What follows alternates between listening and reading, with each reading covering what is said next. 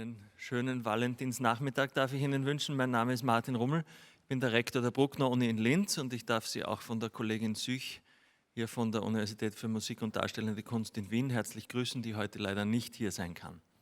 Es freut mich sehr, dass wir unsere 5.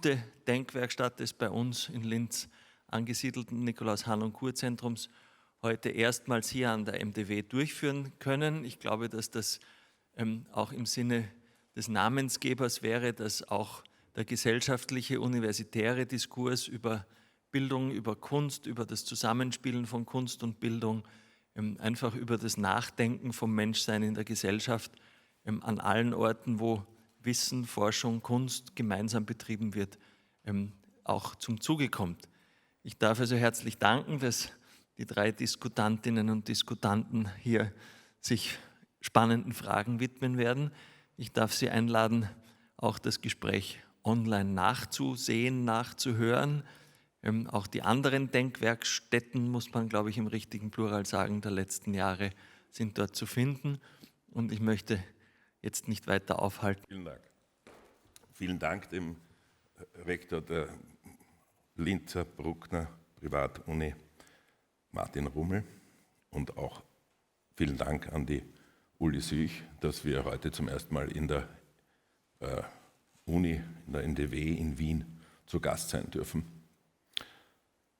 Das Thema der heutigen Denkwerkstatt des Nikolaus-Hann-und-Kur-Zentrums habe ich gestohlen, nämlich von der Elfie Semontan, von der großartigen österreichischen Fotografin, Künstlerin, die im Jahr 2021 ihre erste große Museumsausstellung in Wien hatte und sie selbst aus der Mode kommend den Titel Haltung und Pose für diese ihre Ausstellung gewählt hat. Das hat mich damals fasziniert, schon die Klarheit und Brillanz des Gedankens der Gegenüberstellung dieser beiden Kategorien, die in der Mode sich leicht vorschlagen, aber es hat mich nachhaltig bewegt.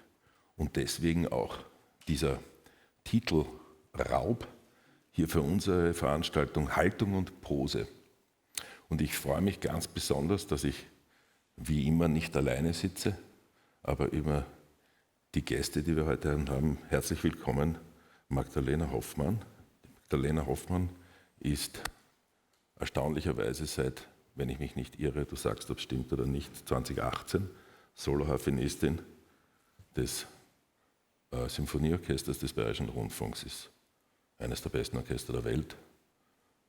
Das ist eine junge Frau, die da sitzt, und seit 2018 ist sie Soloharfenistin, das erzählt schon Bände.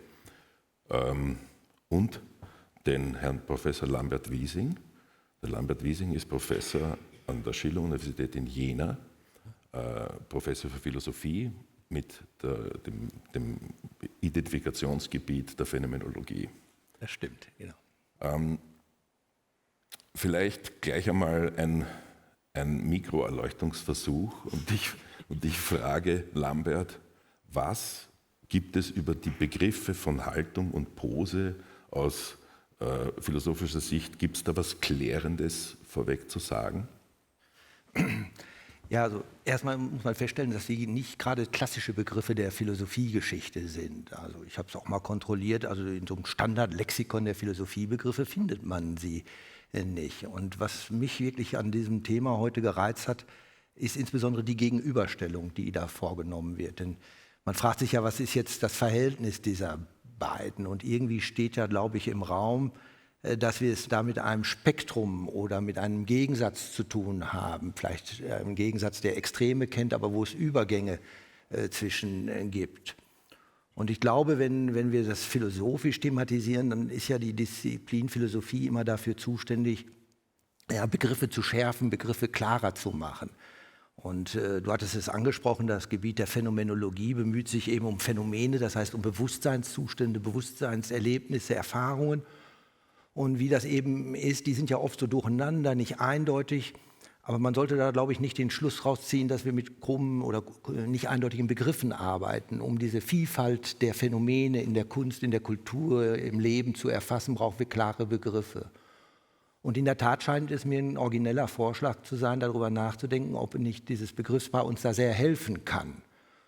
Und wenn ich da vielleicht so einen Einstieg nehmen soll oder darf, ich denke, dass es ja in der Philosophie sehr häufig vorkommt, dass wir Begriffe haben, die wir im Alltag alle so verstehen, hat keiner Verständnisprobleme, wo man aber doch darüber nachdenken kann, wie wir sie genauer klären wollen. Und genauer klären ist jetzt weniger eine Wahrheitsfrage als eine Frage, ein Instrument an die Hand zu kriegen, damit wir die Phänomene genauer beschreiben können. Was weiß ich, Schönheit. Also wenn ich sage, du hast eine schöne Wohnung, der fragt nicht nach, ja, was soll das denn jetzt heißen?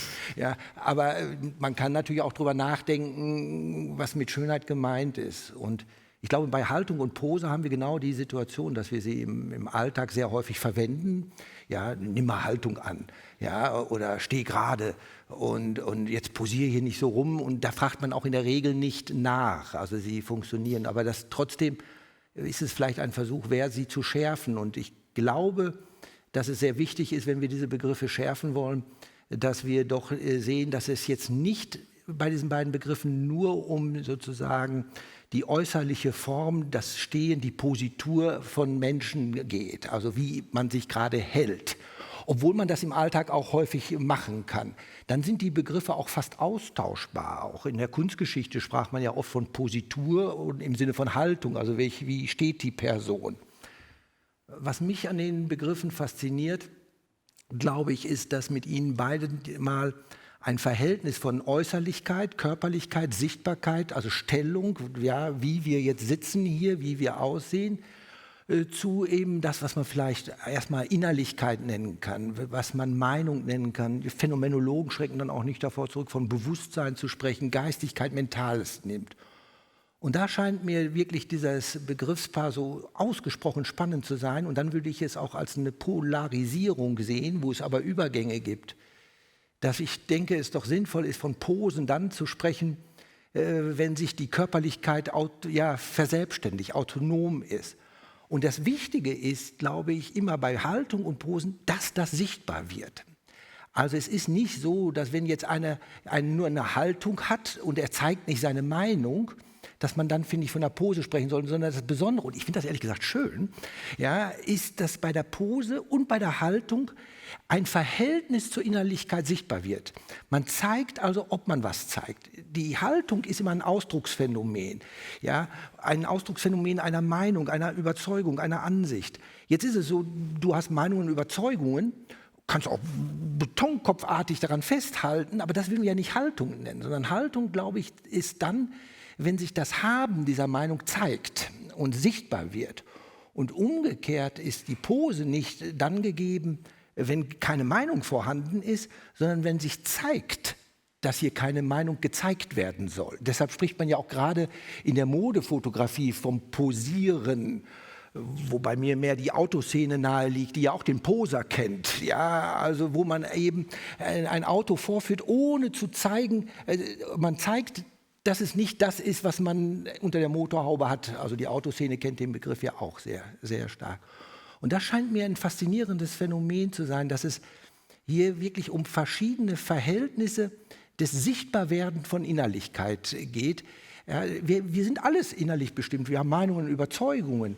Aber in der Pose, finde ich, haben wir den Moment und den schönen Moment, wo wir sehen können, dass sich die Meinung nicht zeigt. Also es muss diese Oberflächlichkeit als Oberflächlichkeit erfasst werden. Und ich finde, von einer Haltung kann man sprechen, nicht wenn man eine Meinung hat, ich würde mal sagen, die meisten haben meistens eine Meinung, sondern wenn sich zeigt, dass man eine Meinung hat. Und das sind ja zwei verschiedene Phänomene.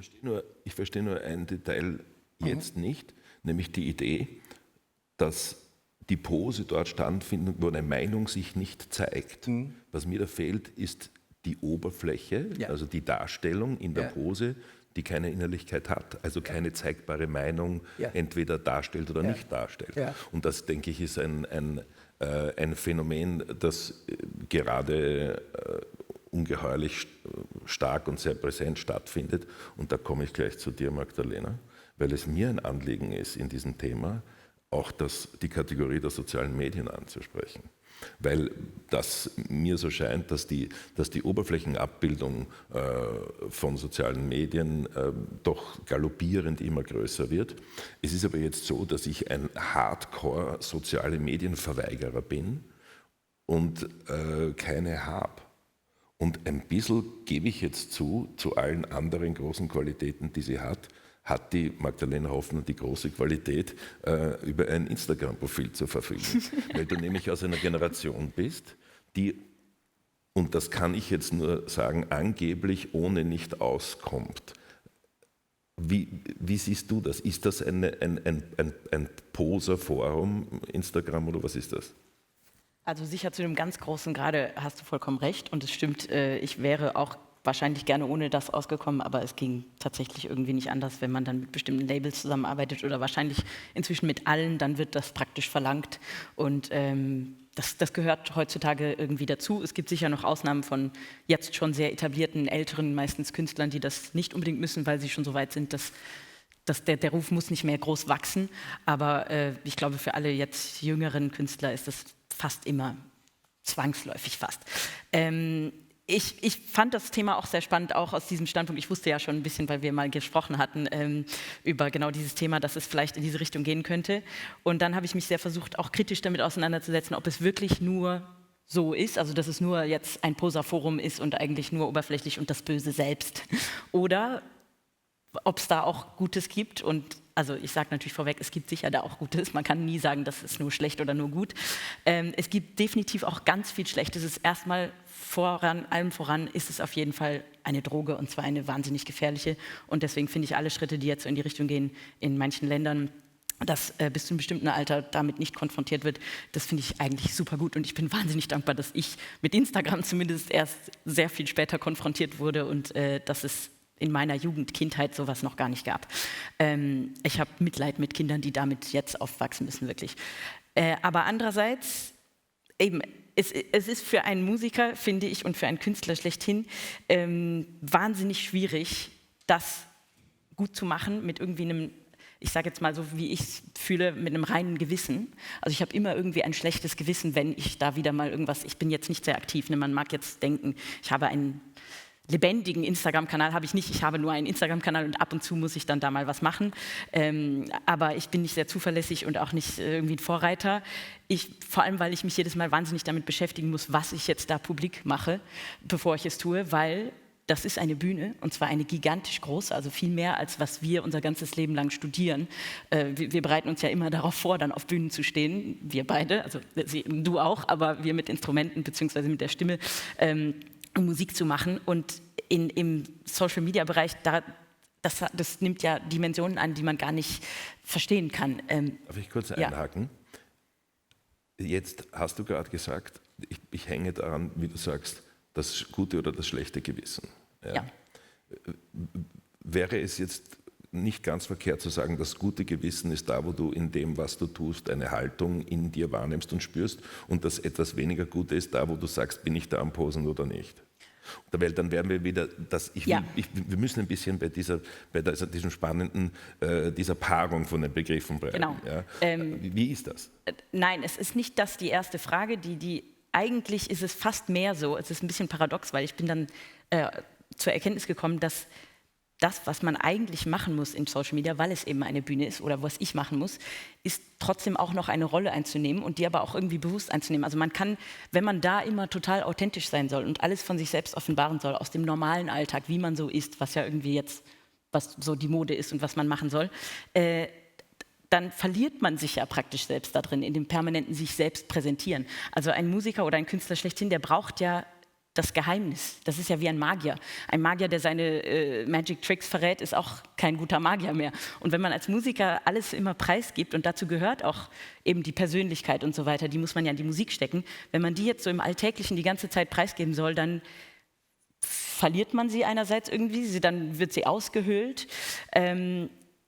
Und man denkt auch zu viel die ganze Zeit über sich selber nach. Also man muss dann immer denken, wie zeige ich mich jetzt eben, was zeige ich? Wenn man eine Rolle spielt, das weißt du ja am besten, dann ist es eine Rolle, auch wenn sie einem selber nah ist. Aber ich präsentiere nichts von meinem wirklich privaten, persönlichen Leben, habe ich das Gefühl. Es hat immer entweder doch irgendeinen kreativen Wert, ich habe mir irgendwas Verrücktes ausgedacht, oder es ist was Witziges oder es ist was Künstlerisches. Also es darf nicht, ich finde das nicht gut für mein Leben, wenn ich da mein persönliches, alltägliches Leben präsentieren soll, damit Leute dann in meine Konzerte kommen oder so. Ja, auch so. Weil im Inhalt, die Kunst ist schon in einer Sonderposition. Ich bin ja fast der Ansicht, dass die Kunst Pose darf.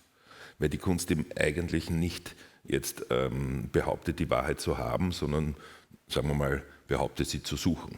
Ja, und das erlaubt schon andere Kategorien. Und nicht alles, was auf einer Bühne stattfindet, ist Kunst. Also wenn man jetzt sagt, du sagst, es ist eine gigantisch große Bühne, das heißt ja nicht, dass dort andere Gesetze als in der Realwelt stattfinden. Wie ist das, Lambert, wie verstehst du das? Das als Bühne und was da für Gesetzmäßigkeiten gelten, die übersetzbar wären in unsere Welt? Ja, erstmal finde ich es sehr sympathisch, dass man sagt, ja, man stellt sich da, aber das muss nicht unbedingt das sein, authentisch sein. Ich meine, es sind ja schon große Autobiografien unter dem Namen Wahrheit und Lüge geschrieben worden. Also das finde ich überzeugend. Aber in diesen Beschreibungen, sowohl von dir als auch von dir, finde ich, rückt jetzt gerade das Nachdenken über Pose sehr nah an Schauspiel heran. Und ich finde, da ist doch ein großer Unterschied zwischen einem Schauspielen, eine Rolle einnehmen und dem Posieren. Und und beim Schauspiel kommt es ja darauf an, dass man die Innerlichkeit abnimmt. Also wenn man jemanden sagt, er soll eine Rolle, was weiß ich, einer traurigen Person spielen, dann ist sie nicht traurig, der Schauspieler ist nicht traurig. Nehmen wir es mal an, es gibt auch Schauspieltheorien, wo man meint, man müsste traurig werden, aber nehmen wir mal jetzt erstmal an, er ist es nicht. Dann haben wir aber doch den Versuch, es so erscheinen zu lassen, dass er traurig ist. Und ich finde, das Reizvolle an der Pose, und das unterscheidet den Poser vom Schauspieler, ist, dass er zeigt, dass er hier nicht am Schauspielen ist. Also um es mal so zu machen, was weiß ich, in der Musik nehmen wir mal einen Rockgitarristen. Da sind ja Posen auch breitbeinig, haut man da rein, sehr verbreitet. Der Schauspieler eines Rockgitarristen, wenn man jetzt, sag ich mal, einen Film macht oder ein Theaterstück, der sollte ja jetzt nicht die Pose machen. Die Pose ist dann gegeben, wenn man sieht, dass es hier nicht vorhanden ist. Es ist also nicht Schauspielen. Gerade Posieren ist nicht Schauspielen. Warum wir auch Models in der Modeszene von Schauspielern unterscheiden. Ja? Und wenn man jemanden sagt, einem Model, einem Mannequin, was ja auch sagt, nur die Äußerlichkeit ist ja eigentlich der Ständer für Kleidung, wie ich sowieso meine, wir sollten über Kleidung reden, denn wenn wir sagen Posen und Haltung, hat ja sozusagen mit Körperlichkeit zu tun, muss man ja der Ehrlichkeit halber sagen, sind wir doch zu 99%, zumindest ich, in Kontexten, wo die Menschen, die ich treffe, angezogen sind. Also anders als zum Beispiel, wenn man in eine Antikensammlung von Skulpturen geht. Ja. Und da haben wir einen ganz großen Unterschied, ob ich in meiner Äußerlichkeit versuche darzustellen, ich bin wer, was ich nicht bin, das ist Schauspiel, oder das Großartige mache, dass die Oberfläche sich verselbstständigt zu einem autonomen, ja, man könnte von einem ästhetizistischen Phänomen werden, was ein Eigenleben spürt. Und ich finde, in der Mode ist das sehr, sehr gut möglich. Dem Model sieht man ja an, wenn der Fotograf sagt, jetzt sei mal traurig, dann soll das Model ja nicht spielen, traurig zu sein, dass jeder glaubt, oh mein Gott, die ist ja wirklich ganz traurig, sondern es sollen gezeigt werden, dass sie nicht traurig ist, aber so aussehen. Und das sind Posen. Aber Models haben doch meistens eher sogar eben besonders wenig Gesichtsausdruck oder diesen typischen, ein bisschen leeren, aber doch sexy, also diese Mischung von Gesichtsausdrücken, wo aber jetzt gar kein Ausdruck ist, wie bei einem Schauspieler, sondern immer eine Art leere Canvas-Fläche für eben die Mode. Vollkommen richtig, ja. Das ist eine Äußerlichkeit, wo die Äußerlichkeit sich verselbstständigt.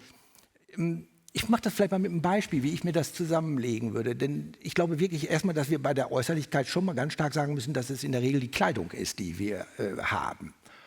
Und zum Beispiel gibt es ja das Phänomen, dass Jeans so zerrissen sind. Und wenn man jetzt so eine Einrisse hat, und wenn man jetzt so eine Jeans nimmt und sagt, ja, es ist ein Ausdrucksphänomen, zum Beispiel, dass eine Person wenig Geld hat, Cashflow-Probleme. Ja? Also dann ist es ein Ausdruck, dann zeigt sich in dieser Zerrissenheit der Hose ein Zustand der Person, eine Lebenssituation. Und wenn wir jetzt da posieren, dann ist es so, dass das ganze Ambiente ist so, dass man sieht, hier ist eine sehr wohlhabende Person. Johnny Depp mag solche Hosen. Ja, das ganze Auftreten schon, alles ist so, dass man sieht, hier ist keine arme Person. Und dann nimmt man das als Pose, nur noch als Oberflächlichkeit, wo man aber sieht, dass es nicht mehr ein Ausdruck ist. Und dann ist es was anderes als ein Schauspieler. Also Johnny Depp will nicht, wenn er jetzt da solche Hosen trägt, tun, als wenn er ein armer Mann wäre. Das ist nicht da. Umgekehrt, finde ich, ist gerade bei der Haltung das Phänomen, ja, dass wir sozusagen den Ausdruck auch in die Kleidung verlegen. Aber das Interessante ist ja bei der Haltung, wie übrigens auch bei der Pose, dass es ja beides statische Phänomene sind. Also ja, wir hatten da schon eben drüber gesprochen, Pose kommt ja eigentlich vom Pausieren, Anhalten. Haltung heißt festhalten, Haltung bewahren, sagt man. Das ist ja nicht so eine Dynamik. Ja. Und wenn ich da jetzt zum Beispiel das Gegenbeispiel mal anführen würde, ja, das fand ich zum Beispiel den Inbegriff von Haltung durch Kleidung, war ja jetzt zu beobachten von Zelensky, dem Präsident von der Ukraine, der ja nun mal aufgrund dieser tragischen Situation auch der Oberbefehlshaber des Heers ist und dementsprechend die Kleidung der Oberbefehlshaber trägt.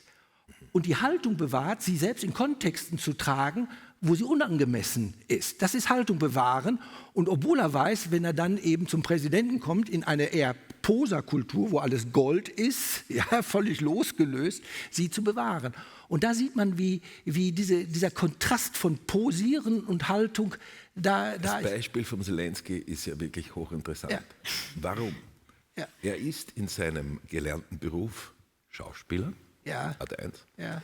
Dann kann man großartig sagen, dass das Tragen der Uniform die gleiche Pose ist wie die vom Yasser Arafat, der sogar eine Pistole getragen hat in der UNO, weil er gesagt hat, ich bin im Krieg, oder wieder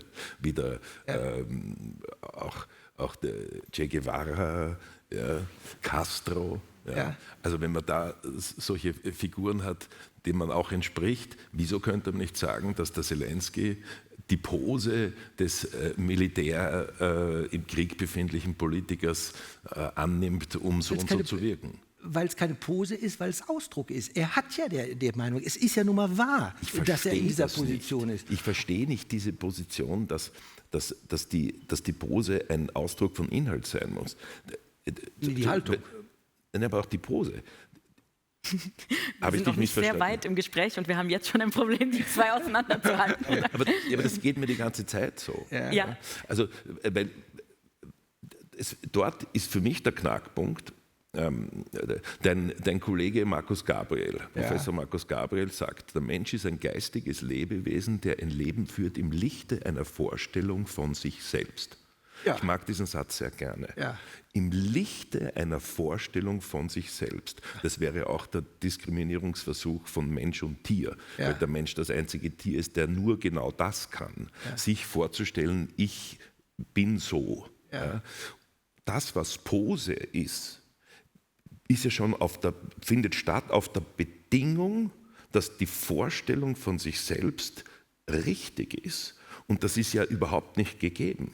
Ich kenne ganz wenige Menschen, wo ich der Ansicht bin, dass die Vorstellung, die sie von sich selbst haben, nach meiner Einschätzung, die wieder hochsubjektiv ist, eine authentische ist. Wenn das nun also bei so vielen nicht gegeben ist, dann gibt es für mich ist eine große Schwierigkeit, eine Übereinstimmung zu finden zwischen was ist Haltung und was Pose, wenn man sich selbst denn doch so wenig verlässlich kennt. Du hast jetzt Authentizität gesagt, das ist ja auch ein ganz wichtiges Codewort eigentlich, genau.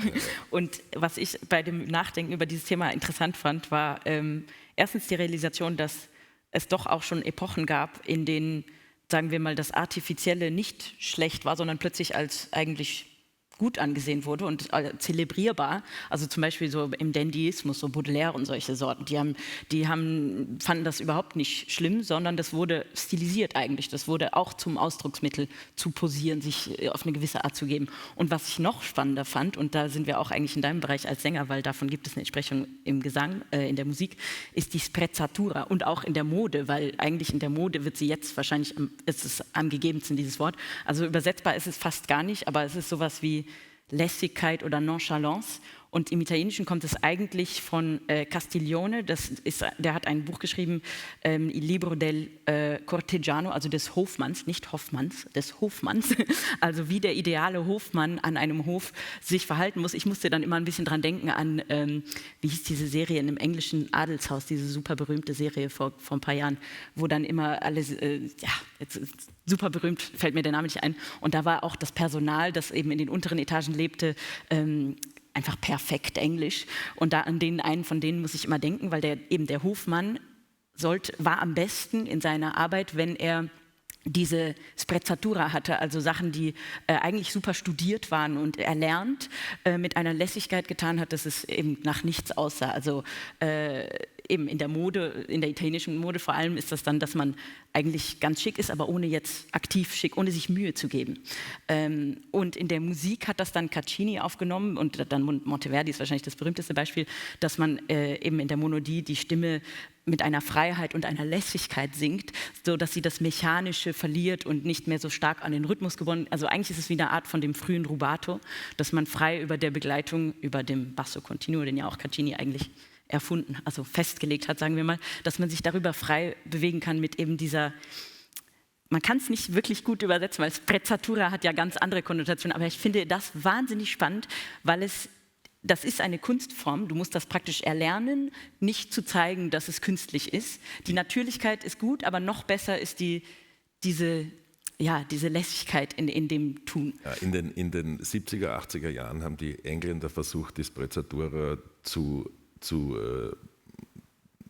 verbalisieren und haben das New Cool erfunden. Genau, also, cool ist eigentlich das Wort, was man cool, heute jetzt benutzt. Das wäre, genau, das wäre so, wo wir in die Nähe kommen von das, was Sprezzatura im Ursprünglichen will. Cool aber, without trying. Ja, aber was du damit sagst, ist, dass nach dem italienischen Begriff der Sprezzatura, dass man Leichtigkeit irgendwie darstellt, das kostet mich alles nichts. Also ich singe unglaublich schwierige Sachen, aber in Wirklichkeit kämpfe ich mit dem Rotz, mit der Lunge, mit allem und sonst was, aber ich lasse es ausschauen, als wäre es nichts. Ist das eine Pose? Also in gewisser Weise ja eigentlich schon. Klar, du versuchst was anders zu zeigen, als es eigentlich ist. Aber es ist ja wieder ein Versuch zur Kunst. Genau, aber das ist es ja eben. Deswegen sage ich ja, die Pose kann ja auch zur Kunstform werden. Ich meine, zum Beispiel, wenn mir immer einfällt, wenn ich daran denke, ist Dali, der posiert auch die ganze Zeit. Die Pose in der Kunst finde ich nicht so angefochten. Deswegen ist ja das Problem, die Kunst darf das eben. Die Authentizität ist, glaube ich, ein großes Problem in der ganzen Sache. Und das ist vielleicht auch, was dich so sehr stört und was ich auch verstehe in dem Social-Media-Bereich, dass die Massen oder das, was am meisten nervt an Social Media, dass das den Schein der absoluten Authentizität wahren muss immer, aber in Wahrheit natürlich komplett konstruiert ist. Und zwar nicht ich meine, in der Sprezzatura, da gab es keine Kameras überall, da war das im echten, im Ich zu Du. Also du hast diese Rolle gespielt, du hast das schön so getan, als ob alles ganz easy ist und smooth, aber im echten Zusammenleben. Jetzt ist das ja alles digital, das ist ja eine komplett andere Welt. Das heißt, du hast da eigentlich 10 Kameras in deinem Zimmer und siehst aber so aus, als ob du jetzt einfach hier dein Wasser trinkst und meine Morning Routine und ich mache das so und dann das Schlimmste, wenn die sagen, ach, ich wollte heute Brot backen und dann bin ich in den Garten gegangen und habe ein paar Eier von meinen Hühnern gesammelt. Und so. In Wahrheit wahrscheinlich ist 1/10 davon wahr, aber alles, was du ja siehst, ist wahrscheinlich nicht so, wie es ist, aber es soll den Anschein haben von Authentizität. Wenn es den Anschein nicht hätte und einfach eine Pose wäre, dann fände ich es ehrlich gesagt nicht so schlimm. Also ich finde es manchmal sogar so nicht schlimm, weil wenn man das ironisch betrachtet, dann ist es auch manchmal ganz lustig und interessant. Ja, aber da will ich genau den Punkt sehen. Ich würde das nicht als Pose bezeichnen, wenn man, sagen wir mal, ein kompliziertes Stück singt, was viel Anstrengung bedarf, aber es kommt leicht, locker, lässig herüber. Das ist keine Pose. Nein. Das kann große Kunst sein. Ja, was immer Kunst dann noch ist, aber jetzt geht es ja erstmal um das Verhältnis von Darstellung. Ja. Und da wird eben etwas dargestellt. Die Pose ist eben dann gegeben, wenn mit sichtbar wird, dass es hier gar nicht um Darstellung mehr geht. Der Hinweis auf die Dandyisten und Dandys und Ästhetizisten finde ich ja vollkommen überzeugend. Ja, wenn Oscar Wilde sagt, die Oberfläche, die nichts mehr bedeutet, ist schön. Die Oberfläche, die keinen Inhalt hat, ist schön. Es geht eben um die Schauspieler und Darstellung hat immer eine Tiefendimension. Sei sie eben, dass man sich darstellt, sei man, dass man was anderes darstellt. Und die Pose ist sozusagen die Befreiung von dem Darstellen. Das ist die Darstellung ohne das, was dargestellt wird. Und deshalb scheint mir das auf der Bühne nicht als Pose anzusprechen zu sein. Es sei denn, man thematisiert es extra. Ich sagte so, zum Beispiel in der Rockmusik, bei Gitarristen, finde ich, hat man das oft, dass es dann wie zu einer Pose wird, wie man das Instrument bedient. Aber das ist nicht mehr dann ein Darstellen einer Person. Was ist Haltung? Ja, bei Haltung ist ein Ausdrucksphänomen. Also wir können zwar im Alltag Pose und Haltung gleich verwenden und sagen, die sozusagen reine körperliche Stellung. Und Ausdruck, aber sagen wir, mit der Haltung sind wir ganz im Expressionistischen, im Darstellerischen, im Haltung, in der Authentizitätsfrage. Deshalb scheinen mir die beiden Begriffe auch gegenüberzustehen, was aber nicht heißt, wie du eben zu Recht sagtest, dass es manchmal sehr kompliziert ist, herauszukriegen, womit wir es zu tun haben. Aber das sollte man ja, glaube ich, nicht vermischen. Die Begriffe müssen wir unterscheiden. Von Haltung kann man sprechen, wenn sich etwas zeigt. Eine Überzeugung, eine Meinung zeigt sich äußerlich. Es muss sich zeigen. Ja, genau. Sie muss sich zeigen. Es gibt also keine, Ja. was ist mit, also anonym im Stillen selbst Haltung, die sich nicht zeigt? Das muss ja dann nicht Haltung genannt werden. Das ist ja dann einfach. Nicht das jeder, ist einfach. Genau. Was ist einfach? Was ist es einfach? Eine Meinung. Muss ja nicht Eine sein. Überzeugung. Da Eine es Meinung. nicht Eine Meinung, ausgedrückt wird, Überzeugung, ja. muss es ja nicht bezeichnet werden. Wenn ich eine Meinung lebe, ist es... Dann Dann lebst ist du es in eine einer Haltung. Meinung. Ja. Ja, und nimmst Haltung an, oder? Ja, kann sein, muss nicht sein. Man muss nicht jedem seine Meinung ansehen. Auch jemand kann fest überzeugt sein von Dingen, trotzdem zeigt er sie nicht. Die Haltung, und deshalb ist ja der Begriff auch an die Körperlichkeit gebunden, an die Leiblichkeit gebunden, ist ein Ausdrucksphänomen, das sich deine Haltung zeigt und darstellt. Und die Pose ist sozusagen die Emanzipation von diesem Innenleben. Von der Inhaltlichkeit auch. Von der Inhaltlichkeit. Und dieses Emanzipatorische, finde ich, hat ja auch was Positives. Deshalb ist mit der Pose auch immer mehr, mit Posen kann man spielen. Mit der Haltung finde ich schon komisch. Ja, ich spiele mal mit meiner Haltung. Ja. Finde ich den Satz schon schräg. Und wir haben sozusagen die Freiheit und diesen Ausdruck. Wir haben Expressionismus und Impressionismus. Was aber nicht heißt, dass die nicht ineinander übergehen können. Und wie es ja oft ist bei Menschen, erfreulicherweise, sind ja auch nicht immer alle von morgens bis abends über einen Kamm zu scheren. Also es gibt Momente, wo man dann doch Haltung hatte und wo man mehr posiert hat. Das ist bloß. Was ich finde, und vielleicht ist das auch so ein philosophischer Gestus, ist so interessant, dass wir die Begriffe schärfen, ja, um die Pluralität der Phänomene besser beschreibbar zu machen. Also dass du dann zum Beispiel fragst, ja, ist diese Szene auf der Bühne jetzt Schauspiel, also künstliche Darstellung, oder ist es Pose? Und dann kann man darüber reden und auch gucken, ja, oder changiert es. Und ich finde, die Begriffe müssen immer so genau sein, auf dass wir uns gegenseitig etwas sehen lassen können, beibringen können, was zu entdecken. Ich würde mir gerne mit dir mal ein Stück angucken und dann können wir darüber reden. War das jetzt hier schon der Schritt vom Schauspiel zur Pose? Hat er da Haltung bewahrt? Und das ist, bin voll bei dir und ich finde, für mich selber habe ich gemerkt, wenn ich über eine Haltung nachgedacht habe und den Unterschied zur Pose, noch einfacher als beim Schauspiel, weil da ist es eben mit dem Rollespielen und so wird es schon komplizierter, fand ich es wirklich eben ganz, weil du auf Deutsch, wie du gesagt hast, es auch die körperliche Haltung wirklich das gleiche Wort hat, was wunderschön ist. Bei meinem eigenen oder dem Hafenspiel der Hafenisten in der Welt finde ich es ganz einfach die Grenze, also nicht ganz einfach, aber ich weiß, wo die Grenze ist. Eine Haltung oder die Haltung, die du haben musst und die auch korrigiert werden muss vom Lehrer, eben die ich bei meinen Schülern oder so korrigieren musste, die dient nur dem Zweck der Musik, also vor allem dem Klang meistens, aber auch dem musikalischen Ausdruck. Zum Beispiel gibt es oft, das sage ich eigentlich sogar fast öfter zu Leuten, dass sie vielleicht eine Bewegung machen sollen, nicht unbedingt, weil sie dann den Klang, den der Finger hervorbringt, ändert, sondern weil eine Phrase entsteht, die sonst nicht entstehen kann, weil unser Instrument leider nur Töne, die sofort sterben, produzieren kann. Also ein Ton macht Plong und geht dann weg. Wir können kein Crescendo auf einer Note machen und dementsprechend können wir per se eigentlich kein Legato machen. Wir können nicht singen auf unserem Instrument. Und um das irgendwie zu imitieren, weil wir doch schließlich alleine oft auf der Bühne stehen oder ein Rezital spielen, wo wir auch mal singen müssten, versuchen wir, oder ich zumindest, in meinem Leben habe ich das immer mehr versucht, mit meinem Körpergefühl die Phrase innen, vor allem innen zu fühlen, zu singen, zu spüren und aber auch, weil schließlich sitzen wir nicht blind im Konzert und werden das auch nicht tun, das wird nicht zur Debatte gestellt, auch sichtbar. Also ich mache die Phrase sichtbar, sodass das Publikum die auch noch besser hören kann. Ja.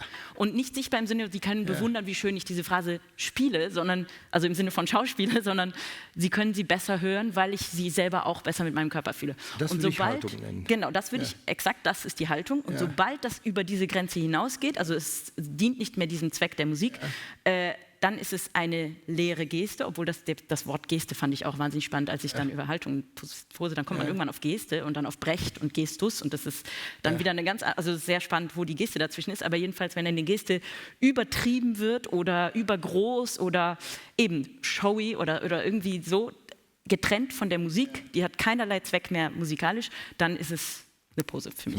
Ich muss jetzt was kurz erzählen. Weil ich es spannend finde. Ja. Mein Lieblingssatz vom großen Musiker und Dirigenten Daniel Barenboim in einer Masterclass über Beethoven-Sonaten und sein Student ist der Lang Lang, mittlerweile ein weltbekannter Pianist. Und der Barenboim sitzt so wie ich mit überschlagenen Beinen am Klavier und spielt lässig da diese Phrasen in einem Satz einer Beethoven-Sonate und der Lang ist irrsinnig motiviert am Anfang und wird immer kleiner und immer schwächer. Und dann sagt der Barenboim, Lang, here on the C major chord, when the chord comes, you have to give it a crescendo to develop the phrase. Und der Lang sagt, but Maestro, a crescendo on one chord on the piano, it's impossible. Und Barenboim antwortet, Lang, you have to believe it. Yes, ja. exactly. Und warum ist das jetzt für mich so interessant? Weil der Barenboim sagt, you have to believe it. If you believe it, wenn du daran glaubst, dann geht's. Ja, dann kannst du das, was du beschreibst, mit Gestus oder sonst was, etwas Unmögliches ermöglichen, auf einem Akkord ein Crescendo zu spielen. Aber you have to believe it. Und da sind wir wieder bei Haltung und Pose. Ja. Weil das, was eine Pose sein kann, wenn du es einfach nur tust und du machst so, und ich glaube, und das ist jetzt der Punkt, warum ich das will ich dir wieder rüberschmeißen, Lambert, du musst es glauben und wenn du es glaubst, ist es inhaltlich verwurzelt und stabil und dann ist es eine Haltung, die sich anders transportieren lässt als die Pose, die diese inhaltliche Kategorie nicht hat. Ja, und das kann man positiv und negativ sehen. Das ist auf der einen Seite ist das inhaltsleer, auf der anderen Seite ist das eine Emanzipation, eine Freiheit. Ja, die Loslösung der Äußerlichkeit, der Oberfläche vom Inhalt als emanzipatorischen Prozess anzuschauen, dass es ein Befreiungsprozess ist. Von der Gebundenheit, der Starre des Inhaltes. Ja, würde ich auf jeden Fall sehen. Und ich finde interessant, dass darin ja auch zwei ganz verschiedene Verständnisse von Menschlichkeit oder Körperlichkeit mitspielen. Wir haben ja im Deutschen die Unterscheidung Leib und Körper. Und Körper, das ist sozusagen die mechanische Anordnung der Teile. Den Körper lässt man beim Arzt reparieren. Also ich würde sagen, einen Körper habe ich und ein Leib bin ich. Und ja, der Leib ist das beseelte Vorhandene. Und diese Unterscheidung entspricht ja ziemlich genau der Unterscheidung von Haltung und Pose. Man kann nur mit einem Körper posieren, aber man kann nur mit einem Leib Haltung haben. Denn wenn ich eine Haltung zeige, bin ich leiblich da. Dann bist du das, der diese Haltung hat. Eigentlich beschreibt René Descartes, der diese schöne Trennung hatte von Bewusstsein einerseits und so eine Art Maschine, die man wie steuert. Ja, eigentlich beschreibt er den Menschen wie einen ständigen Poser. Und umgekehrt, so Philosophen wie Heidegger, die beschreiben, dass ich ja embodied bin und embedded bin, eingebettet, man kann das gar nicht trennen, beschreiben uns wie ein Haltungswesen. Und ich finde dieses Gegenüberstehen, wie unser Bewusstsein sozusagen sichtbar werden kann. Und mit Bewusstsein meine ich Meinungen, Überzeugungen, Haltungen, ja, oder Einstellungen oder auch Wünsche können sich ja auch zeigen.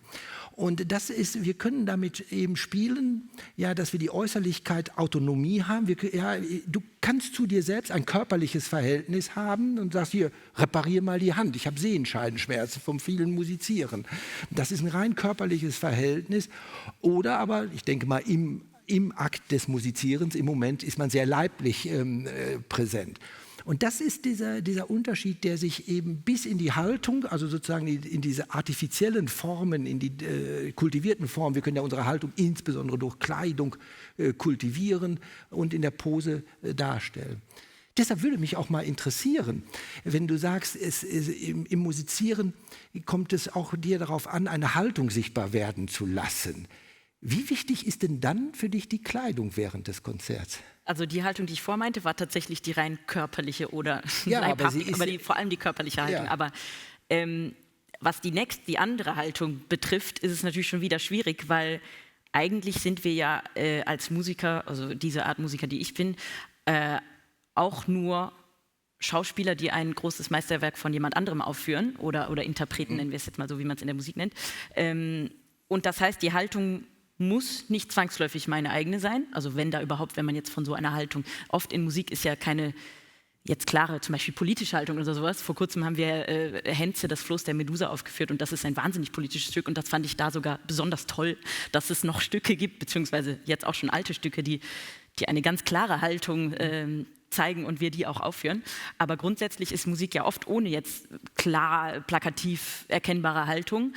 Und eben, wenn sie es wäre, dann müsste es nicht unbedingt meine sein, beziehungsweise es muss insofern meine sein, dass ich sagen kann, ich kann dieses Stück aufführen und es ist jetzt nicht grauenvoll und entspricht überhaupt nicht meiner Haltung. Aber ich muss mich ja ein bisschen zurücknehmen eigentlich. Also klar, ich muss mich dem hingeben, damit ich das aufführen kann und übersetzen dem Publikum.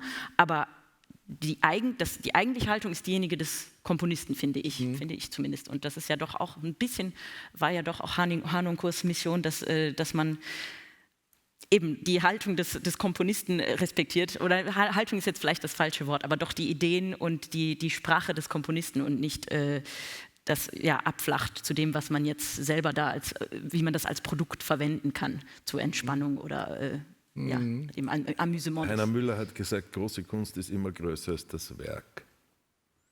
Das ist mir wichtig. Ja. Also ich bin da vielleicht ein bisschen hoffnungsvoller, dass unser Tun im rekreativen Aufführen von den Werten und Werken und Haltungen von großen Komponisten in der Rekreation und in der Interpretation eine doch größere Möglichkeit hat. Als in die persönliche, aber individuelle wie fändest du Abflachung. es, wenn jemand, zum Beispiel, wenn du jetzt eine Oper machst und der Regisseur zwingt dem etwas komplett Fremdes, deiner Interpretation entsprechend ganz Fremdes diesem Stück auf und du musst das aufführen. Quält dich das nicht? Dann muss ich furchtbar leiden. Genau. Aber habe einen Vertrag unterschrieben und mir ausgesucht mit dem Menschen. Nein, das ist einer der Gründe, warum ich würde sagen, von den letzten 20 Opernproduktionen, die ich gemacht habe, sind 10 vom gleichen Regisseur, wo ich weiß, dass die Haltung, und zwar die Arbeitshaltung, wie er arbeitet und wie er auch mit Stücken umgeht, eine ist, mit der ich gut kann. Aber das ist eine sehr persönliche Befindlichkeit. Ich bin eine Mimose und weiß es und muss Gott sei Dank nicht die ganze Zeit Oper singen, weil sonst müsste ich mit ganz vielen Regisseuren arbeiten, wo ich in diesem Spannungsfeld zu viel leiden müsste. Und da wird es ja dann eben genau das sehr schwierig, weil der Sänger verkörpert zwar diese Rolle in dieser Inszenierung, aber das heißt bei weitem nicht unbedingt, dass seine Haltung Das ist uninteressant, was der Sänger macht. Weil das ja sowieso, er dem sagt, wer anderer macht das, tu so, dann bringt er sich bei und lernt, wenn ich die Hand jetzt so mache, dann fangen die alle zu weinen an und deswegen mache ich das immer wieder. Das hat mit Haltung nichts zu tun. Die Haltung, die für den Beruf notwendig ist, steht davor, wie man an Arbeit herangeht, Arbeitshaltung, wie man an Stücke herangeht und so weiter und so fort. Ich möchte woanders einhaken, wo du nämlich meinen alten Meister, den Nikolaus Harnoncourt, rein nominierst in dieses Gespräch, der voll von Haltung war, die nicht starr war, die mobil war, aber sie war sehr, sehr stark und sehr, sehr präsent. Da sind wir nämlich bei einem Berufsbild, das wir beide ganz gut kennen, mitunter auch erleiden, nämlich der Dirigent. Oh ja. Ja, oh ja, ja. Der Dirigent, also alle Kategorien, die wir jetzt kurz angesprochen haben, Gestik, Ja, Pose, genau. Haltung, Authentizität, dem bist du ununterbrochen, kann man fast sagen, nicht nur ausgeliefert, sondern auf dem höchstmöglichen Niveau ausgeliefert. Ja. BR, eines der Top-Orchester der Welt, da kommen nur hochgradig renommierte, etablierte oder junge Wunderwutzis, von denen man sich erhofft, dass sie die nächsten Kleibers werden, kommen daher und denen schaust du zu. Geht es dir nicht auch manchmal so, dass du sagst, blöder Poser, ich ertrag's nicht. Und dann gehst du in die Kantine und da steht der Solohornist und sagt, der ist so fantastisch. Ja, die ganze Zeit. Was heißt denn das? Ja, Das behauptet, und deswegen steche ich das jetzt an, dass es eine Glaubensfrage ist. Der eine glaubt wem was, der andere glaubt wem was nicht. Und in dieser Entscheidung über, ob man was für authentisch, echt, vielleicht ist da das bessere Wort, echt oder unecht hält, die Diskriminierung zwischen raw oder yeah. Ja? Ja. Und ich behaupte jetzt einmal, und zwar, wir dürfen uns jetzt die verschiedenen DirigentInnen vorstellen, aber ich werfe es in deine Richtung. Glaubwürdigkeit, glaubst du es oder glaubst du es nicht? In der Diskriminierung, ob es das eine oder das andere ist, spielt das eine Rolle? Ja, auf der Seite der Haltung auf jeden Fall. Es geht doch dann, denke ich, um die Einschätzung, ist es eine Haltung? Ich war ein bisschen gerade verwundert, also ich würde zumindest erstmal sagen, Haltungen und Posen sind sichtbar. Wir haben es mit Sichtbarkeitsphänomenen zu tun. Und wenn jetzt zum Beispiel von der Haltung eines Komponisten die Rede ist, dann ist das eher die Meinung, seine Überzeugung. Aber die wird doch auch als Haltung, also im normalen Sprachgebrauch bezeichnet man doch Würde sowas. ich nicht. Also, Nein? Man kann alles im normalen Sprachgebrauch verwenden, wie man will, aber der Clou des Haltungsbegriffs besteht ja darin, dass er von etwas Sichtbarem kommt. Man kann sehen, er hat eine Haltung. Ich verstehe das nicht. Und Haltung, warum? Ist nur der Satz, wenn ich sage, die Haltung wird sichtbar durch Handlung oder was auch immer. Ja. Wenn sie sichtbar wird, war sie vorher nicht sichtbar. Das heißt aber nicht, dass es davor nicht Haltung war, sondern sie war schon Haltung. Also es muss auch unsichtbare Haltung geben. halte ich für abwegig. Ich würde eher sagen, in der Haltung zeigen sich Überzeugungen und Meinungen. Denn der Begriff Haltung kommt ja eben insbesondere übrigens wissenschaftlich aus der Kunstgeschichte, wo mit Skulpturen, also sichtbare Phänomene, denen wir überhaupt gar keine Geistigkeit zuschreiben, das sind ja eben nur mal Skulpturen, Marmor, Bronze oder ähnliches, und die haben verschiedene Haltung. Und die Haltungskunde war eben die Beschreibung von Skulpturen, Kontrapost und welche Formen man einnehmen kann, Stellungen, die man einnehmen kann. Und mir scheint der Schritt, wenn wir uns im Gespräch Haltung und Pose für etwas Unsichtbares verwenden, ist metaphorisch. Man versteht vielleicht, was man meint. Aber da scheint mir doch relativ leicht eine größere Präzision möglich zu sein. Und da würde ich schon sagen, Haltungen sind eben Darstellungsformen, sind sichtbare Haltungen kann man sehen. Also ich halte das für ganz aber wenn zum Beispiel, schräg. wenn ein Komponist jetzt ein Faschist wäre, dann ist das ja in gewisser Weise eine Haltung, die ist sichtbar, weil man das über ihn weiß. Und wenn man dann seine Musik spielt, dann ist man sich der Haltung dieses Komponisten bewusst und spielt. Ja, da würde ich von Meinungen sprechen. Man ist sich seiner Meinung, seiner Überzeugungen, seiner Ansichten, seiner Ideologien, seiner politischen Wertvorstellungen ist man bewusst. Und diese Person kann eine Haltung gehabt haben, eben, dass er zum Beispiel auch widerliche politische Meinungen dargestellt hat, gezeigt hat, dass man sagt, ja, da wird das sichtbar, das ist der Ausdruck. Umgekehrt kann man das auch spielerisch verwenden, auch politische Symbole kann man spielerisch. Ästhetizisten hätten überhaupt gar keine Probleme mit gehabt, denn die ist dieses völlig sinnentleert als Ornament zu verwenden. Ja. Aber wir sind bei der Pose und der Haltung, deshalb sind es ja auch genuin ästhetische Phänomene, ästhetisch im wörtlichen Sinne, Wahrnehmungsphänomene, Sichtbarkeitsphänomene, Gestaltungsphänomene. Und wir sind eben in dem Bereich, wo wir Dinge beschreiben, Menschen, vielleicht auch Skulpturen, meistens dann allerdings Lebewesendarstellungen. Interessanterweise kann man zum Beispiel fragen, können Tiere Haltung haben? Also viele Pferdeliebhaber sprechen davon. Ja. Und das sind dann so Grenzbereiche. Aber erstmal scheint es mir evident zu sein, dass wir es mit ästhetischen, das heißt mit wahrnehmbaren... Haltung als eine Erscheinungsform von unterschiedlichen inhaltlichen Kategorien. Charakter, Ethos, Werten, Meinung, Wertekatalog und sonst was. Ja. Aber Haltung immer zu verstehen als ein Veräußerungsphänomen. Das heißt, das trifft den Nagel auf den Kopf, Veräußerungsphänomen. Jetzt kann man sagen, ja, es wird im Alltag so geredet, aber doch die Herausforderung, wenn wir uns solchen Kategorien zuwenden, besteht doch darin, sie zu schärfen, auf dass wir damit nachher ein Instrument haben, um etwas genauer beschreiben zu können. Und deshalb finde ich es erstmal, also welche Meinung du hast, kann ich nicht sehen. Welche Haltung du hast, kann man sehen. Und das ist doch schon mal eine schöne Unterscheidung. Ja, ist nicht ein großer Unterschied, ist nicht ein großer Unterschied auch zwischen Haltung und Pose, wenn wir jetzt wieder zu dem Unterschied kommen, dass die Haltung long-term ist und die Pose short-term, zwangsläufig, weil eine Pose kann man nicht lange einhalten. Und eine Haltung heißt ja auch schon Haltung, deswegen. Das finde ich auch. Sie haben nicht nur einen Unterschied in sozusagen dem Veräußerlichen, Verkörperlichen, oder Verleiblichen, wie man das nennen möchte, Darstellerischem, sondern eine ganz andere Beziehung zur Zeitlichkeit, zur Dynamik.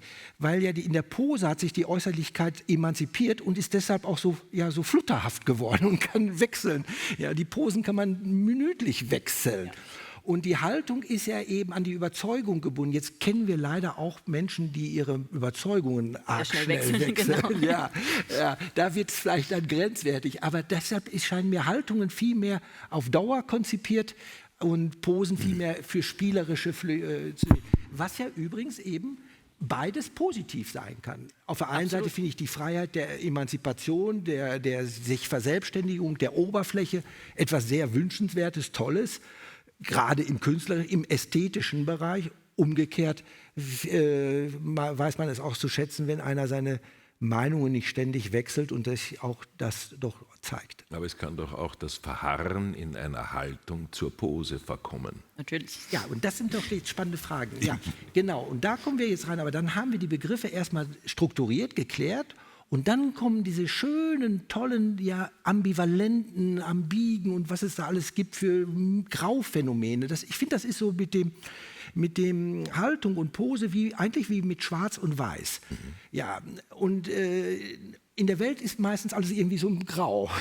Aber trotzdem sollten wir doch die Begriffe relativ klar haben, um die Grautöne zu kriegen. Und ob es nicht so Mischphänomene gibt, kann die Pose zur Haltung werden, wird die Haltung zur Pose, was du gerade beschrieben hast.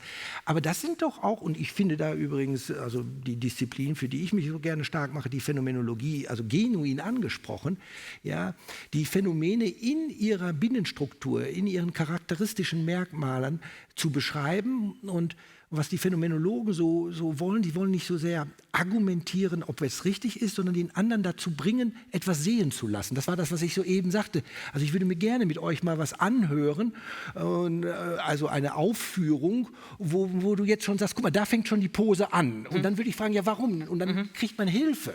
Ja, aber die Hilfe kann eben nur verbal passieren und deshalb ist das Wichtigste für die Beschreibung der bunten Welt nicht so bunte Begriffe. Also die müssen viel, viel härter sein. Abgesehen davon ist es natürlich bei weitem nicht so, dass, wo ich jetzt sagen würde, fängt die Pose an, die auch wirklich anfängt oder jemand anders die gleiche Meinung hätte. Vor allem, man kann es ja nie wissen, weil man kann ja nicht in den anderen hineinsteigen und wissen, ist das jetzt noch ganz von innen oder kommt es jetzt schon weiter von oben oder ganz von außen. Das ist ja nie feststellbar. Ja, aber da wäre ich, glaube ich, ein bisschen anderer Meinung. Denn man kann es nie wissen, spielt in der Ästhetik ja eben keine Rolle. Wir wollen ja auch nicht darüber reden, wie es wirklich ist, sondern wie es erscheint. Und die Pose ist das Erscheinen der Inhaltslehre und die Haltung ist das Erscheinen der Präsenz einer Meinung. Und über die Erscheinung kann man ewig diskutieren. Ja, genau. Und ich finde, das ist ja das Faszinierende an ästhetischen Phänomenen, wie überhaupt das Wort Phänomen da so passend ist. Es ist immer ein Phänomen ist eben nicht nur ein Gegenstand. Um es ganz einfach zu sagen, Haltungen und Posen kann man nicht in einem Labor messen. Ja, den Musiker, den bringen wir jetzt mal ins Labor und da kriegen wir schon raus, ob das eine Pose war. Das geht nicht. Und das ist ja das Faszinierende an allen ästhetischen Phänomenen, dass wir nicht meinen, dass die Begriffe sinnlos sind, Schönheit, aber man kann Schönheit nicht messen. Ich selbst habe mich ausführlich mit Luxus befasst.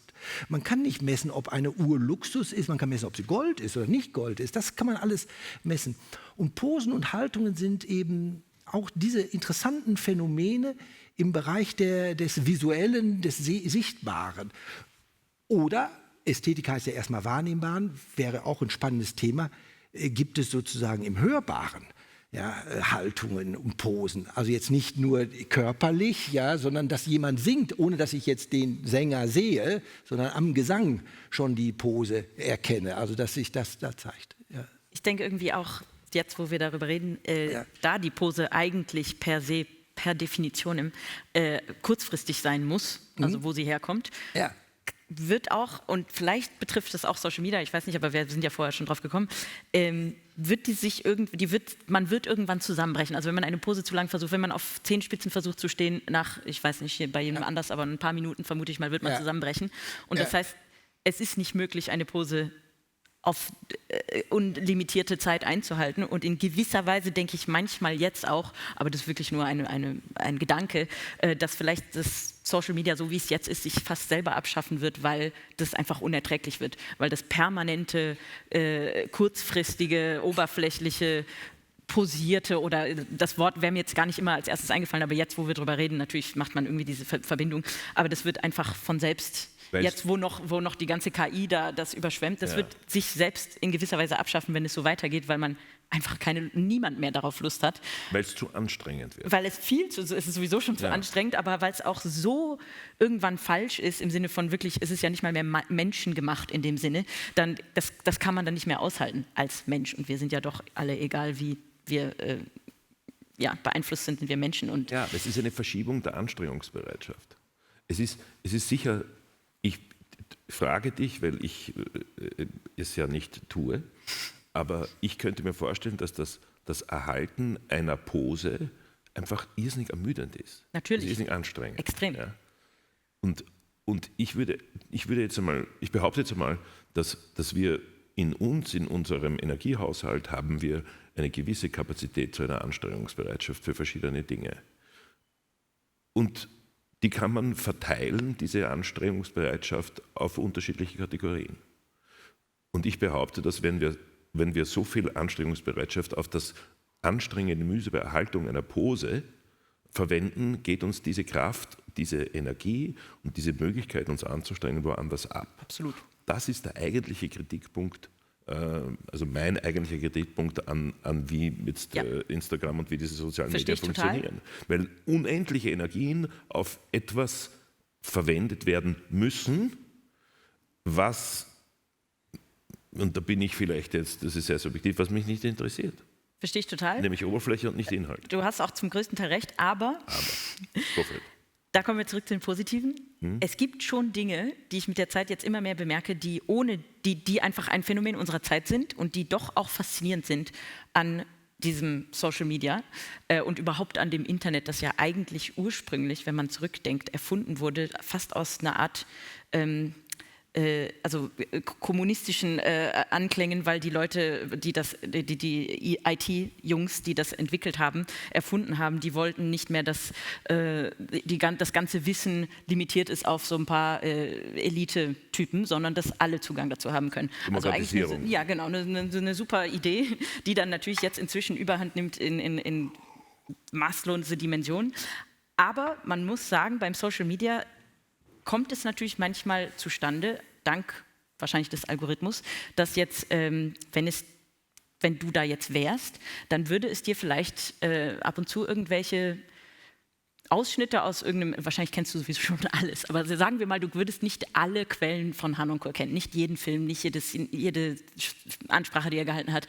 Und dann würde es dir vielleicht plötzlich einen kleinen Ausschnitt von was zeigen, was du noch nie gesehen hast und was unglaublich interessant ist und was dann anstößt, dass du davon ausgehend ganz andere Sachen selber recherchierst und die dich total bereichert.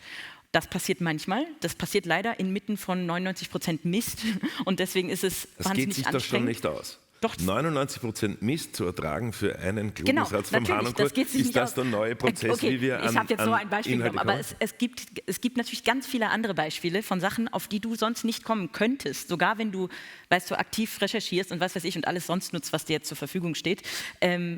Manchmal stößt du auf Sachen, die toll sind. Manchmal stößt du auch auf Kunst, auf jemanden, der eigentlich, den du nie gesehen hast, nie sehen wirst, der auch nicht mal sichtbar ist, der da irgendwelche Zeichnungen macht. Eine zum Beispiel habe ich entdeckt, die macht super genial witzige Zeichnungen mit ganz wenig Linien. Das ist einfach ein Talent, es ist eine Künstlerin meines Erachtens. Die hätte ich sonst niemals entdeckt. Jetzt sehe ich das und finde das gut. Ja, aber das entspricht etwas, das mir... Die Kategorie hätte ich sonst niemals entdeckt, gilt für alles im Leben. Natürlich. Wenn ich durch Aber durch die Landstraße Hauptstraße gehe und nicht durch die Ungargasse, dann hätte ich das niemals entdeckt. Das stimmt. Ja, Deswegen also- ist es ja schön, zwischendurch mal durch andere Gassen zu gehen. Ja, aber man muss ja durch Gassen gehen und nicht im Zimmer sitzen und in das Ding starren. Aber Genau, also ja, richtig, ich bin deiner Meinung, aber ich will nur sagen, es hat natürlich große dir auch. Vorteile. Ich bin ja auch ein User von all diesen Dingen. Ich beschäftige mich auch mit den Reden von den Herren vom Lambert und vom Eilenberger und vom Sloterdijk, weil ich natürlich auch vorm Rechner sitze und mir Vorträge anschauen kann. Und ich finde das großartig. Ich möchte überhaupt nicht das Internet bashen und ich möchte auch nicht, ich meine, es ist auch nicht jedes soziale Medium gleich. Ja, aber das davon lebt, dass wir eine Oberflächenabbildung, und das ist Fotografie, ja, die Kunst in der Fotografie handelt davon, dass wir versuchen, über die Oberfläche etwas Tieferes abzubilden, was dem inne wohnt. Aber es ist nicht jedes Instagram-Post ist ein Natürlich Kunstwerk, sondern eine Oberfläche. Aber es gibt sie dort. Ja, aber die Veroberflächigung, also es entwickelt möglicherweise eine Missbalance, an der wir gesellschaftlich jetzt sehr hart zu arbeiten haben. Genau, ja. aber deswegen ist ja die Hoffnung, dass sich das vielleicht der schlimme Teil davon selber abschafft, weil es einfach unerträglich wird Ja. und möglicherweise das Potenzial, das dem innewohnt, trotzdem erhalten bleibt oder sogar erweitert würde. Weil wenn man jetzt mal die 99% Mist wegtun würde, dann wäre es ja eigentlich einfach nur toll. Das heißt, es wäre deiner Ansicht nach eine gute Strategie, wenn wir uns irrsinnig intensiv mit den sozialen Medien und irrsinnig viel Nein, weil dann verschwendest du deine gesamte bis Lebenszeit dass der natürlich. Kollaps einfach schneller kommt. Lassen wir das Ding schneller kollabieren. Nein, weil dann, dafür muss man ja eben sein Leben leider verschwenden oder viele Zeit, viele Ja, ich Jahre. bin keine dazu Ahnung. nicht bereit, auch zum Verstehe ich. Ich auch nicht, aber momentan habe ich das Gefühl, es geht so rasant zu schnell, alles immer weiter. So viel weiter kann es eigentlich irgendwie nicht mehr gehen. Also irgendwann muss sich irgendwas anderes entwickeln, Neues oder was muss zusammenbrechen. Ich weiß es nicht, aber ich habe das Gefühl, irgendwas passiert. Lambert, wie empfindest du das? Ja, ich tue mich da ein bisschen schwer, sozusagen ein ganzes Medium so pauschal 99% oder so. Habe ich so gesagt. Ja, aber lass es auch nur 90 sein. Erstmal stelle ich doch fest, dass wir in der Regel die Kritik an diesem Medium nur formulieren können, weil wir das Medium benutzt haben. Also wir recherchieren dann da über das Medium. Ihr habt beide von Recherchieren gesprochen, was man ja dann doch oft im Internet macht. Und das scheint mir so ein bisschen paradox zu sein. Und was die Einschätzungen angeht, man wird überdrüssig und das ist so eine Hoffnung. Da glaube ich schon, dass Menschen sehr unterschiedlich sind und insbesondere, wenn man damit groß wird und sehr früh Kontakt hatte, das würde ich mir nicht zutrauen, da so Vorhersagen zu machen, wie das geht. Du hast einmal den Begriff der Fotografie verwendet. Das wäre, finde ich, so ein Punkt, wo man das auch ganz schön dran festmachen kann. Ja, das stimmt. Das, was wir in der Regel im Internet und auch auf den sozialen Medien, sagen wir mal eben Instagram, sehen, sieht aus wie Fotografien. Aber schon dadurch, dass ich sage, es sieht aus wie Fotografien, bin ich da etwas vorsichtig. Ja? Denn die klassische Fotografie besteht ja doch darin, dass sie mit dem Objekt, was sie zeigt, eine kausale Verbindung hat. Das ist aber im digitalen Zeitalter nicht mehr gegeben. Wir haben eher sozusagen Objekte, Bilder, die aussehen wie Fotografien, die sich dann emanzipiert haben. Ob man das dann Pose nennen soll, sozusagen Fotografie-Poser, wenn man in diese Terminologie geht. Ich würde Poser eben aber doch nur auf Menschen anwenden. Und das Ganze sehe schon anders aus, wenn wir statt von Fotografie von Malerei sprechen würden, was übrigens rein bildtheoretisch der Sache viel näher kommt. Denn wenn wir sagen, die Malerei entsteht von Menschen gemachte Bilder, dann ist da der menschliche Wille deutlich vorhanden. Eben die Malerei war schon immer nicht eine Spur der Wirklichkeit, sondern ein Produkt von Menschen. Und mir scheint die Flut der Bilder im Internet doch eher eine Flut von Bildern zu sein, die wir besser kategorial gerecht werden, wenn wir sie in die Nähe der Malerei rücken, als in die Fotografie. Denn die Fotografie hat immer dieses mechanische, spurhafte, abbildhafte. Ja, das Objekt steht vor der Kamera. Und das sind ja auch Probleme. Meinst du jetzt, Entschuldige, allgemein Fotografie oder die auf den sozialen Medien, Instagram, wie sich Leute abbilden? Ja, wir wissen ja gar nicht, ob die sich abgebildet haben. Wir Ja, aber wissen ja gar nicht, das, was mich interessiert, ist die Kategorie der Kuratierung. Nicht?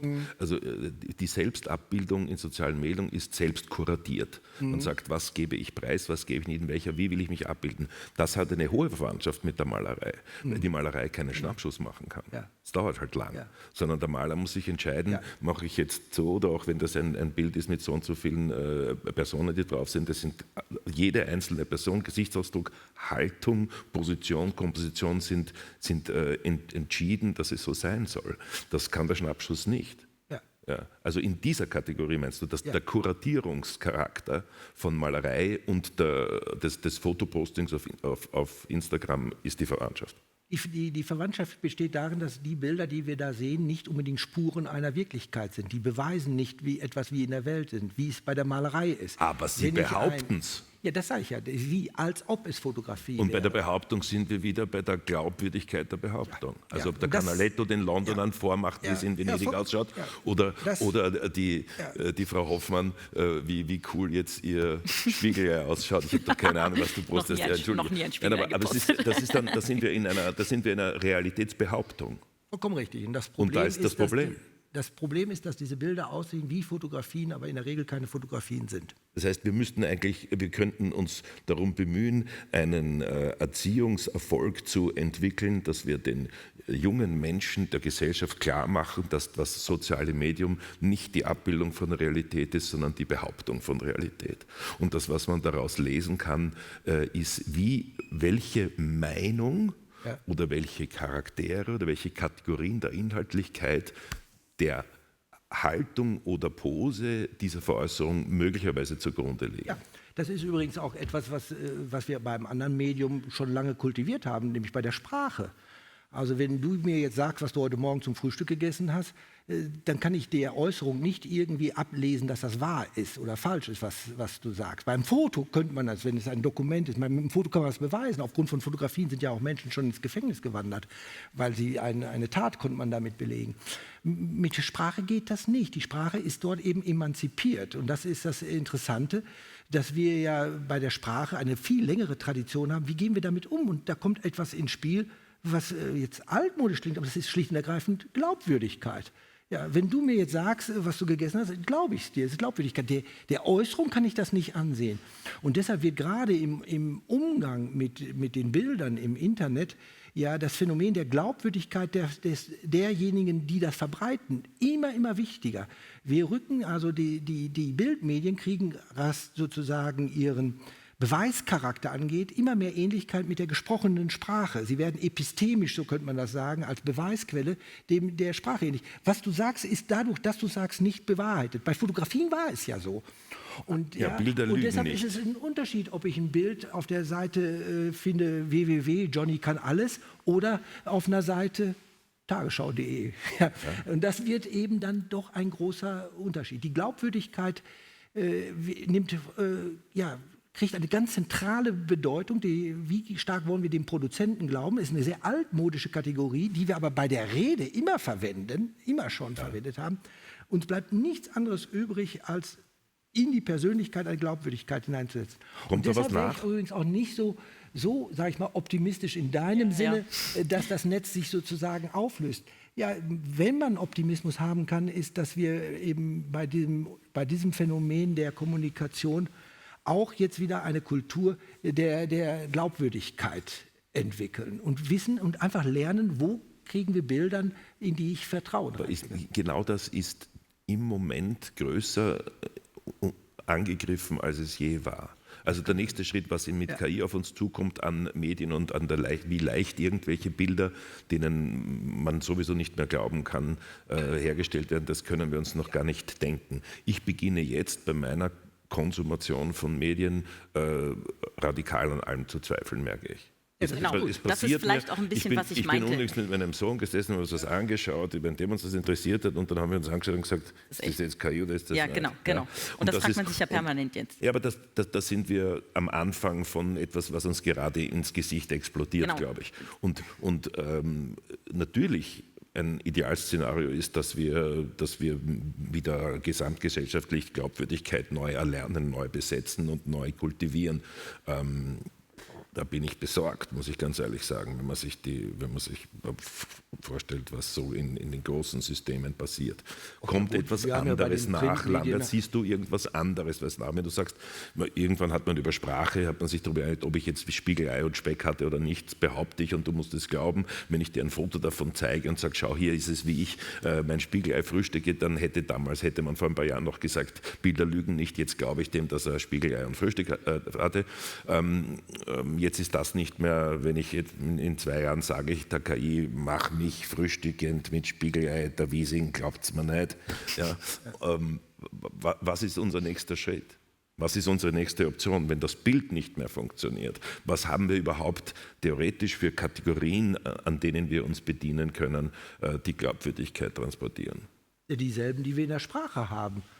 Ja. Nämlich? Ja, Argumente, Hinweise, Beweise. Wie wir vorher auch über Musiker geredet haben, glauben wir es dem oder glauben wir es ihm nicht? Der Dirigent, der vor uns steht, glauben wir es ihm oder glauben wir es ihm nicht? Ja, ist ja völlig subjektiv. Genau.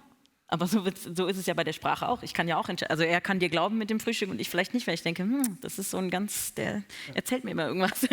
Ich glaube das nicht. Ich glaube, das Müsli gegessen. Es war eine relativ kurze Epoche, wo Bilder sozusagen eine Beweiskraft hatten aufgrund der Art, wie sie hergestellt worden ist. Man muss sogar immer einschränken, sagen, auch die analoge Fotografie konnte gefälscht werden, war bloß sehr aufwendig und konnten nur wenige und viel Arbeit.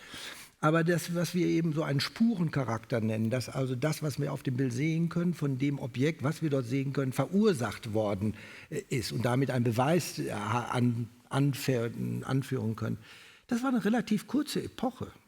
Ja, vielleicht, ich denke jetzt gerade an, wie der Heinrich V. eine seiner mehreren Frauen enthauptete, gab es 3 Suitorinnen, also 3 optionale Prinzessinnen in Europa, die er ehelichen konnte.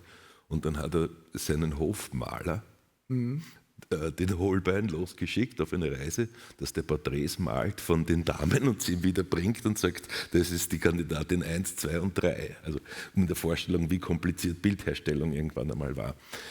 Vielleicht ist das dann unsere Zukunft. Das heißt, wenn wir eine glaubwürdige Aussage hören wollen, muss man einen Hofmaler haben, der sagt, fahr bitte irgendwo hin und mal mir ein Porträt. Einen glaubwürdigen Hofmaler, weil wer weiß. Einen glaubwürdigen Hofmaler, na, den sucht man sich ja aus. Aber da kommen wir dann wieder hin. Aber wenn der Hofmaler sich zum Beispiel selbst in eine der Prinzessinnen verliebt und die dann ganz hässlich malt, damit der andere sie nicht kriegt, dann ist es schon wieder... Das ist ein vielfach beschriebener Sonderfall. Ja.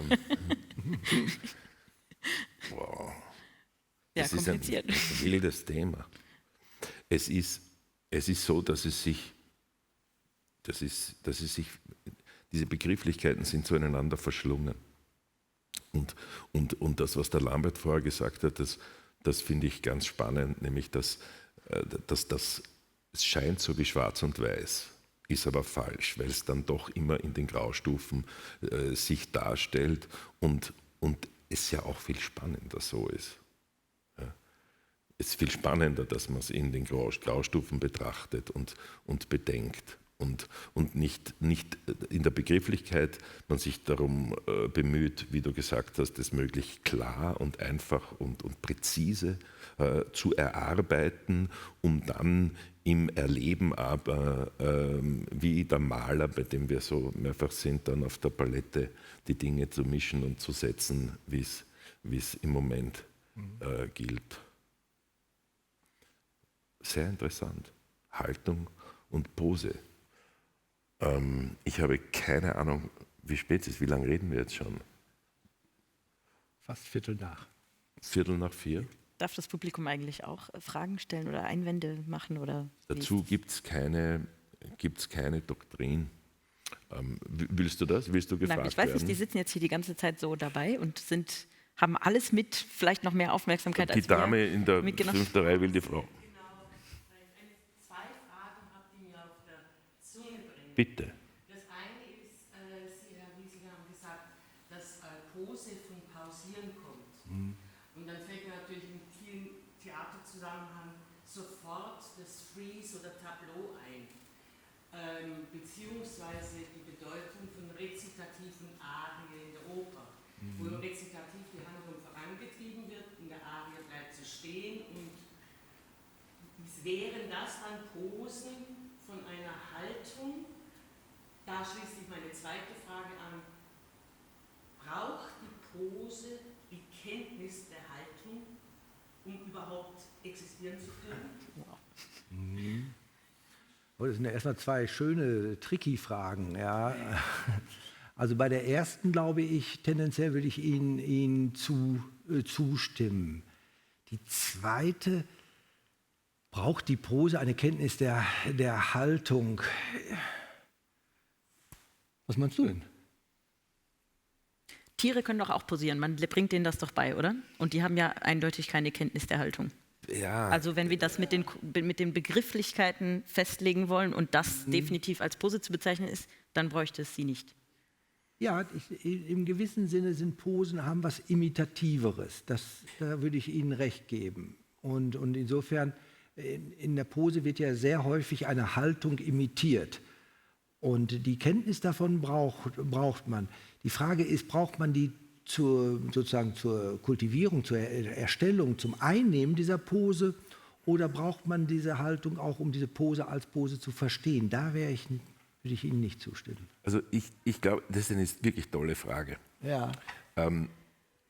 Ich glaube, dass es in den Graubereichen ist und dass vielleicht eine gewisse Reife erfordert, dass die Posen aus einer Haltung so kommen und sich so entwickeln, dass sie sich nicht stören.